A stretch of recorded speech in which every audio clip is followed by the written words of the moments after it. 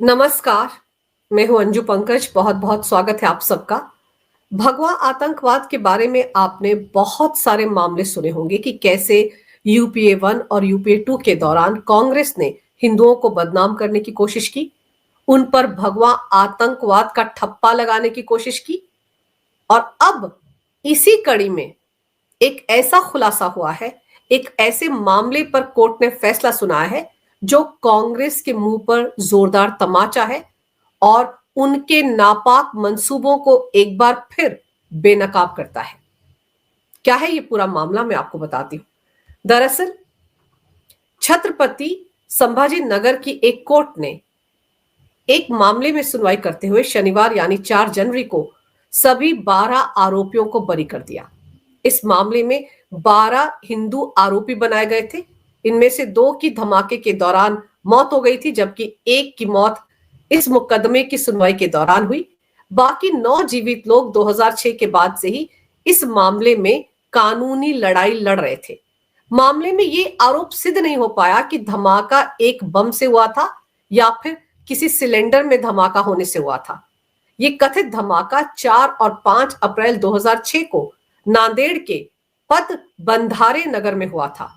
धमाका लक्ष्मण राज कोंडावार के घर पर हुआ था और इसमें हिमांशु पानसे और नरेश राज कोंडावार की मौत हो गई थी। बाद में मुकदमे के दौरान राहुल पांडे की मौत हो गई थी।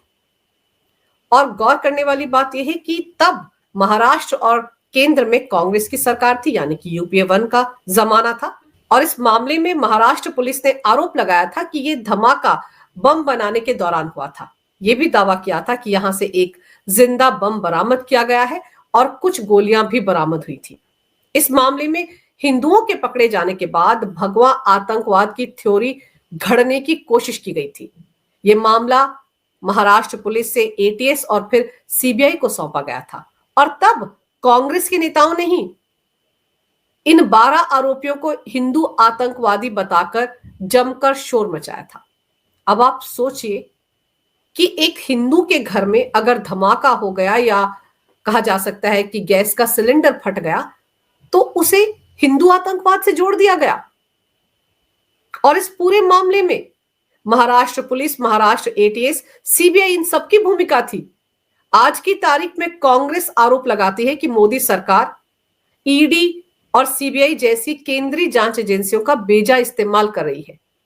लेकिन कम से कम मोदी सरकार तो इन एजेंसियों का इस्तेमाल भ्रष्टाचारियों पर नकेल कसने के लिए कर रही है। लेकिन कांग्रेस ने अपने शासनकाल के दौरान इन जांच एजेंसियों का इस्तेमाल हिंदुओं को आतंकवादी साबित करने के लिए किया। भगवा आतंकवाद की अपनी थ्योरी को सच साबित करने के लिए किया। ये 12 आरोपी जो पिछले 19 साल से हिंदू आतंकवादी बताए जा रहे थे, इन्हें तो न्याय मिलने की कोई उम्मीद ही नहीं थी। अगर आप सोचिए, 2006 में इनकी गिरफ्तारी हिंदू आतंकवादी के नाम पर हुई, केस चलता रहा इनके खिलाफ। वो तो महाराष्ट्र पुलिस और एटीएस के पास इनके खिलाफ कोई सबूत ही नहीं थे। वो साबित ही नहीं कर पाए कि ये बम जो है इनके घर में बनाया जा रहा था और उसमें धमाका हो गया। यानी कि महाराष्ट्र पुलिस ने ये थ्योरी घड़ी कि ये जो बम बनाया जा रहा था एक हिंदू के घर में, दरअसल इस बम से देश के बाकी इलाकों में धमाके करने की योजना थी और इसमें हिंदूवादी संगठन शामिल थे। ये आरोप इन पर लगाए गए।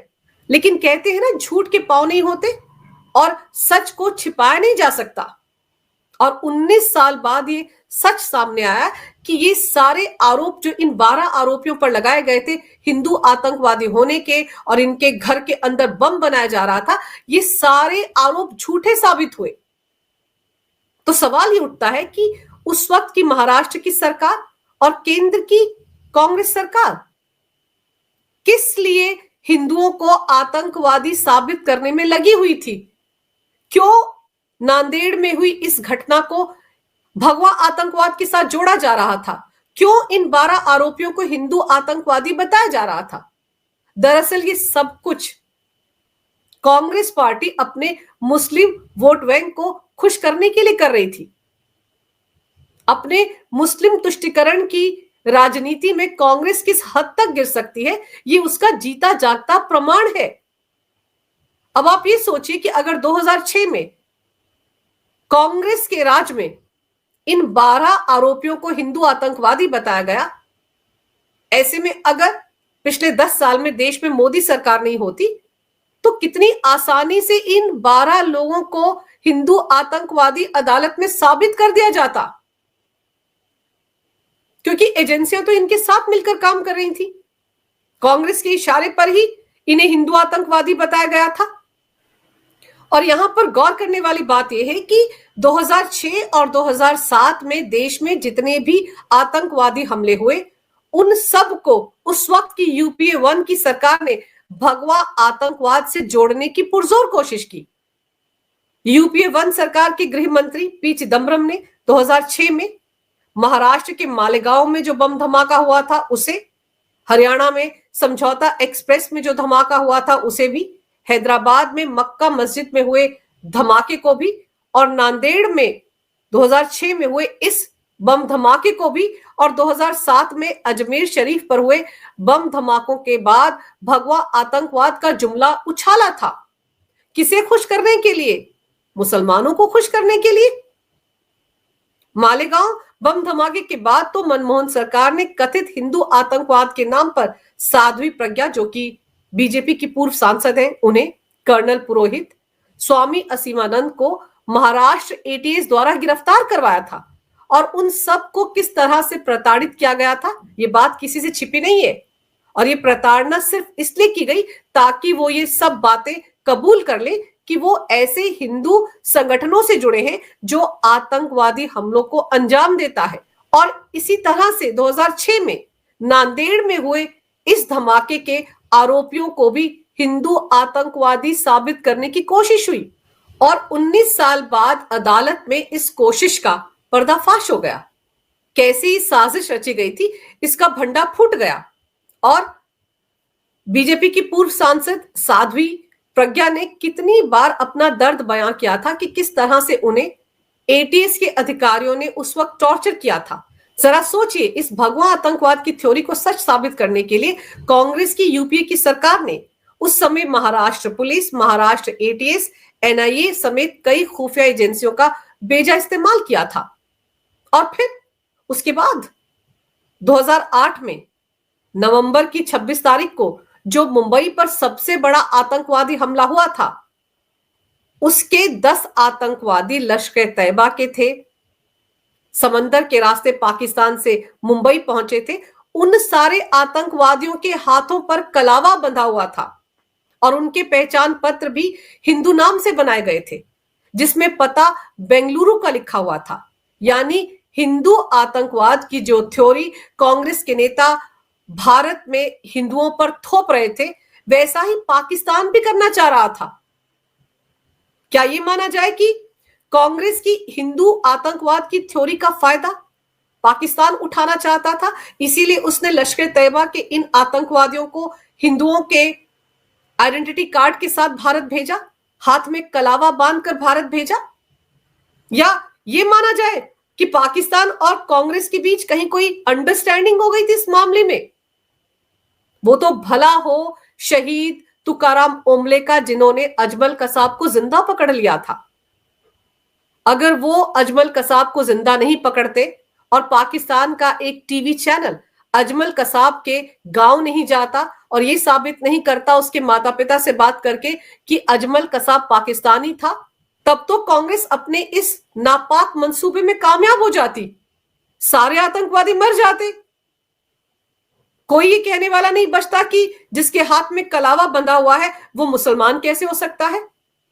और कांग्रेस को कितनी जल्दबाजी थी इस आतंकवादी हमले को आरएसएस के साथ जोड़ने में, भगवा आतंकवाद के साथ जोड़ने में, कि आनन फानन में एक पत्रकार है अजीज बर्नी, जो काफी विवादों में रहते हैं, उनके जरिए एक किताब लिखवाई गई, 26/11 आरएसएस की साजिश। उस किताब में यह साबित करने की कोशिश की गई कि 26/11/2008 का आतंकवादी हमला आरएसएस ने करवाया था, आरएसएस की साजिश थी। और तो और जब ये किताब रिलीज की गई थी तो मंच पर कांग्रेस के वरिष्ठ नेता दिग्विजय सिंह खुद मौजूद थे। अब आप खुद सोचिए कि क्या करना चाह रही थी कांग्रेस उस वक्त। वो तो जब तुकाराम ओमले ने अजमल कसाब को पकड़ लिया तो सारा खेल सामने आ गया कि पाकिस्तान इसके पीछे है। तो अजीज बरनी को माफी मांगनी पड़ी। उसने कहा कि उसने गलत तथ्यों के आधार पर ही किताब लिख डाली थी। लेकिन सवाल यह था कि जहां एक लेखक को किताब लिखने में सालों लग जाते हैं, महीनों लग जाते हैं, वहां पर आनन फानन में कुछ हफ्तों में किताब कैसे लिख दी गई? किसने फंडिंग की इस किताब की? क्यों इस किताब को दिग्विजय सिंह ने रिलीज किया? इसके पीछे कांग्रेस की मंशा बिल्कुल साफ थी। पाकिस्तान को क्लीन चिट दे दो, मुसलमानों को खुश करो, हिंदुओं को टारगेट करो, भगवा आतंकवाद की थ्योरी फैला दो, आरएसएस को कटघरे में खड़ा कर दो। और फिर यूपीए 1 के दौरान पी चिदम्बरम ने जो भगवा आतंकवाद की थ्योरी फैलाई थी, उसे यूपीए 2 में उस वक्त के केंद्रीय गृह मंत्री सुशील कुमार शिंदे ने भी आगे बढ़ाया। उन्होंने 2013 में बीजेपी और आरएसएस पर भगवा आतंकवाद फैलाने के लिए आतंकवादी प्रशिक्षण शिविर चलाने का आरोप लगाया था। उन्होंने जयपुर में कांग्रेस के सम्मेलन के दौरान कहा था कि एक जांच रिपोर्ट में यह खुलासा हुआ है कि बीजेपी और आरएसएस आतंकवाद फैलाने के लिए ट्रेनिंग कैंप चलाते हैं। और गौर करने वाली बात यह है कि इधर गृह मंत्री सुशील कुमार शिंदे ने यह बयान दिया था और उसके एक महीने बाद राहुल गांधी ने यहां तक कह डाला था कि इस्लामिक आतंकवाद से ज्यादा बड़ी चुनौती हिंदू आतंकवाद है। आप सोचिए इन सारी घटनाओं का आपस में क्या तालमेल था। ये 2013 की बात मैं कर रही हूं, अब तो 2025 है। अगर पिछले 10 साल में इस देश में कांग्रेस की सरकार होती, यूपीए की सरकार होती, तो आप सोचिए जो भगवा आतंकवाद की थ्योरी सिर्फ फैलाई गई थी, उसे सच साबित करने के लिए अब तक क्या क्या हथकंडे कांग्रेस कर चुकी होती। 19 साल बाद जो न्याय मिला है नांदेड़ के आरोपियों को, वो न्याय भी नहीं मिलता, क्योंकि पूरा सिस्टम तो इन्हीं का होता। आपने वो डायलॉग तो सुना होगा कि सरकार भले ही मोदी की हो, लेकिन सिस्टम तो हमारा है। तो वो सिस्टम कांग्रेस सरकार की भगवा आतंकवाद की थ्योरी को सच साबित करने के काम में ही तो लगा होता। और फिर आप ये देखिए कि 2008 के आतंकवादी हमले के बाद 12 साल बाद अमेरिका के पूर्व राष्ट्रपति बराक ओबामा ने एक किताब लिखी थी, अ प्रॉमिस्ड लैंड। उन्होंने अपनी इस किताब में लिखा था कि सोनिया गांधी जो उस वक्त यूपीए की चेयरपर्सन थी, उन्हें ये कतई गवारा नहीं था कि 2008 के आतंकवादी हमले को इस्लामिक आतंकवाद या पाकिस्तान के साथ जोड़कर पेश किया जाए। सोनिया गांधी पाकिस्तान पर किसी तरह की कार्रवाई के पक्ष में नहीं थी। जरा सोचिए, पूरा देश उस वक्त गुस्से से उबल रहा था। पूरा देश चाहता था कि पाकिस्तान को सबक सिखाया जाए, लेकिन सोनिया गांधी नहीं चाहती थी। वो चाहती ही नहीं थी कि पाकिस्तान की तरफ उंगली उठाई जाए या उनके खिलाफ कोई कार्रवाई की जाए, क्योंकि इससे उनका मुस्लिम वोटर नाराज हो जाता। क्योंकि 2009 में देश में लोकसभा चुनाव जो होने वाले थे, यहां पर यह समझना भी जरूरी है कि जो कांग्रेस पार्टी 2019 में पुलवामा आतंकवादी हमले के लिए बीजेपी को टारगेट करती है, यहां तक कहती है कि 2019 के लोकसभा चुनाव में फायदा पाने के लिए बीजेपी ने खुद पुलवामा आतंकवादी हमला करवाया था, उस कांग्रेस पर क्या यह आरोप नहीं लगाया जा सकता कि 26/11/2008 का आतंकवादी हमला कांग्रेस ने करवाया था ताकि 2009 के चुनाव में उनको फायदा हो जाए? यह भी तो कहा जा सकता है कि पाकिस्तान के साथ मिलकर यह साजिश रची गई थी, क्योंकि पाकिस्तान को क्लीन चिट देने का मतलब क्या था? आपके लिए देश की सुरक्षा सर्वोपरि नहीं थी, आपको सिर्फ अपना वोट बैंक नजर आ रहा था। और फिर बराक ओबामा ने अपनी इस किताब में आगे लिखा है, मुंबई हमले के बाद मनमोहन सिंह बहुत डर गए थे। इस डर की वजह यह नहीं थी कि पाकिस्तान भी भारत की तरफ से की गई किसी भी कार्रवाई का पलटकर जवाब देगा, बल्कि डर इस वजह से था कि अगर भारत इस तरह की कोई कार्रवाई पाकिस्तान के खिलाफ करता है तो कांग्रेस का मुस्लिम वोट बैंक उसके हाथ से खिसक जाएगा। ये डर सता रहा था डॉक्टर मनमोहन सिंह को भी, जो देश के प्रधानमंत्री थे, और कांग्रेस की अध्यक्ष सोनिया गांधी को भी यही डर सता रहा था, जो यूपीए की चेयरपर्सन भी थी। और उन्हें यह भी लग रहा था कि अगर पाकिस्तान को कटघरे में खड़ा किया जाएगा तो ऐसा ना हो कि बीजेपी को 2009 के लोकसभा चुनाव में फायदा हो जाए। क्योंकि उन्हें तो भगवा आतंकवाद की थ्योरी पर काम करना था। उनको तो इस आतंकवादी हमले को हिंदुओं के साथ जोड़ना था। उनको देश की सुरक्षा से कोई लेना देना ही नहीं था। इसीलिए अपने चुनावी फायदे के लिए उन्होंने 2008 के देश पर हुए सबसे बड़े आतंकवादी हमले को भुला दिया। और ये बातें कोई और नहीं कह रहा है, वो बराक ओबामा कह रहे हैं, जो आजकल अल्पसंख्यकों के नाम पर मोदी सरकार को टारगेट करते हैं, जिन्हें एक तरह से माना जाता है कि वो कांग्रेस और लेफ्ट लिबरल जमात के इकोसिस्टम का हिस्सा है। उन्होंने अपनी किताब में इस तरह का जो प्रोपेगेंडा कांग्रेस ने किया था उसको बेनकाब किया। उन्होंने तो अपनी किताब में राहुल गांधी को लेकर भी बड़ी सख्त टीका टिप्पणियां की थी। उन्होंने तो ये सवाल उठाए थे कि भारत ने उस वक्त पाकिस्तान के खिलाफ कार्रवाई क्यों नहीं की। लेकिन आप सोचिए, हिंदुओं को आतंकवादी साबित करने के लिए क्या क्या हथकंडे, क्या क्या तिकड़में नहीं अपनाई कांग्रेस पार्टी ने। और यही उनका असली चेहरा है। 2013 में राहुल गांधी को इस्लामिक आतंकवाद से बड़ी चुनौती हिंदू आतंकवाद लगता था। और अभी तो पिछले 10 साल में उन्होंने क्या कुछ नहीं कहा है आरएसएस को लेकर, बीजेपी को लेकर। आरएसएस की तुलना तो उन्होंने बोको हराम से कर दी। अपनी किताब में सलमान खुर्शीद ने आरएसएस को लेकर क्या कुछ नहीं लिखा। तो दरअसल जो बहुसंख्यक हैं इस देश के, वो कांग्रेस की आंखों में चुभते हैं। इसीलिए कांग्रेस मुस्लिम तुष्टीकरण की राजनीति में यहां तक निकल जाती है कि देश के संसाधनों पर पहला अधिकार मुसलमानों का है, बहुसंख्यक जाएं तेल लेने। लेकिन पिछले 10 साल में देश का सिनेरियो बदला है। अभी हाल ही में हरियाणा और महाराष्ट्र में जो चुनाव हुए थे, वहां पर हिंदुओं ने एकजुट होकर कांग्रेस को सबक सिखा दिया। लेकिन कांग्रेस का जो काला इतिहास है उसको भी याद रखने की जरूरत है। ये तो सोशल मीडिया का जमाना है कि इस तरह की खबरें सामने आ जाती हैं, वरना इन साजिशों पर से कभी भी पर्दा उठता ही नहीं।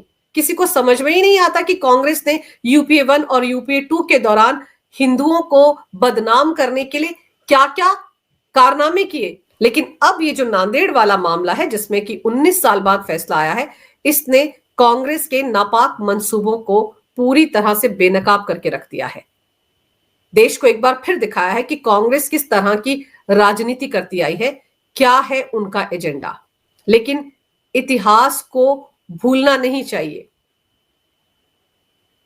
पास्ट में कांग्रेस ने क्या क्या करतूतें की हैं हिंदुओं को बदनाम करने की या भगवा आतंकवाद को साबित करने की, उनको याद रखने की जरूरत है।